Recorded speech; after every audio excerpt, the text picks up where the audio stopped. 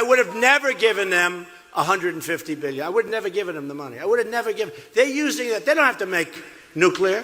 They can buy it. We have taken their money. It's not our money. It's their money. And we froze it. At a certain point in time, I guess we're going to have to give it back. The flaws in the deal also include insufficient enforcement and near total silence on Iran's missile program. Warheads. Sir, you shouldn't let them have any missile. I said, well, what am I going to do? Am I going to let Saudi Arabia have missiles, but they can't have them? Yes, sir. Doesn't work that way, you know. Missiles they hurt a little location, but they don't blow up. Let them rebuild. They would have no money. So something will happen as soon as they behave. When they behave, we're going to let that go. We're going to have to. We're letting them. We How killed about this? the Ayatollah and replaced him with a younger, more radical Ayatollah. We did nothing for the protesters in Iran. We removed the sanctions that were on Iran before the war started. We got a ceasefire that we already had before this. We opened the Strait, which was already open before this. We used up who knows how many billions of dollars on bombs and missiles. Many American and civilian lives were lost. We gave Iran full control of the Strait of Hormuz, and we threw in a minimum of $300 billion, because why not? Right now, Melania is wondering, how do I get deal like that? It's... Stop! What are you doing? These are the killers of our children. You cannot negotiate with them.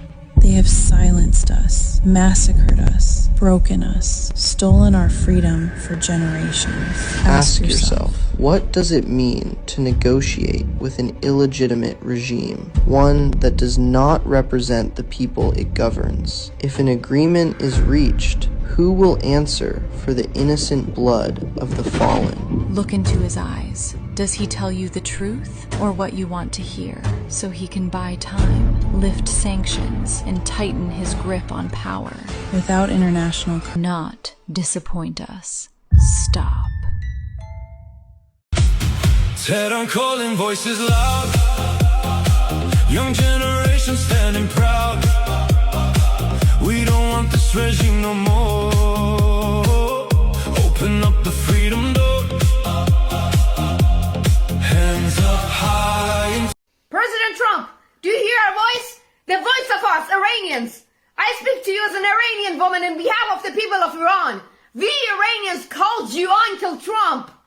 In our culture, uncle is not merely a nickname. An uncle is the brother of one's father. Our father is Prince Reza Pahlavi, Reza Shah II. When the people of Iran called you Uncle Trump, he's a pillar of support for his brother and his brother's children. He doesn't abandon his family. You have spoken many times about your faith in Jesus Christ, and you have said that you read the Bible. Have you not read in the Bible that love for one's fellow human beings and one's neighbor is a sign of love for God? Do you love the people of Iran? Do you love the young people who looked to you with hope? Ali Khamenei is responsible for the blood of our brothers and sisters. If you've not forgotten the children, the young people, brother, how can you negotiate with the son of a man whom we regard as responsible for the blood of our father's children? How can you shake his hand and sign an agreement with him? Is this what brotherhood means? If we regarded you as a brother of our father and placed our trust in you, what became of that trust? This is not merely a political question. It is a question of conscience. Payande Iran, Javid Shah. Whether or not Europe stands with us, whether or not your journalists do their jobs, whether or not your politicians demonstrate the courage to act, I will fight for my people and my country. Even if you have to do this alone, we will fight until Iran is free.